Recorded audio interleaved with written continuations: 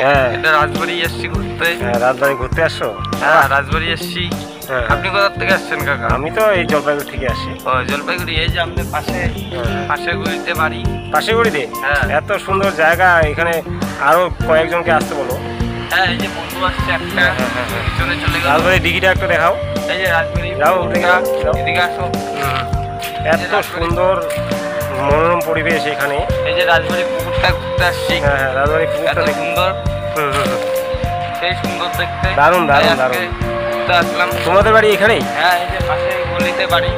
পাশের বাড়ি, মানে এটা কি রাজবাড়ি? হ্যাঁ, এটা রাজবাড়ি।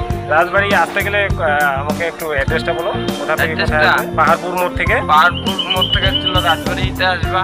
হুম। রাজবাড়ি ছিল মানে রায়কতপাড়া? রায়কট পাড়া না, রাজবাড়ি এই মোড়ের সামনে চলে মোড়ের আসবে। সামনে? আচ্ছা, আচ্ছা, রাজবাড়ি। ঠিক আছে। আচ্ছা, আচ্ছা। তো এই জায়গাটায় আসলে সবাই সবাই বলে দিবে। পরিচিত জায়গা তো, হ্যাঁ, সবাই দেখতে পাবে এই জায়গাটা। বলে দিবে।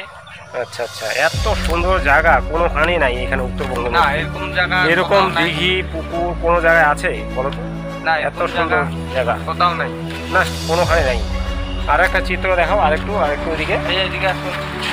দিঘিটা এত সুন্দর লাগলো। হ্যাঁ, সুন্দর জায়গা। এখানে মানুষজন যদি ঘুরতে আসে খুব শান্তি পাবে, হ্যাঁ, তাই না?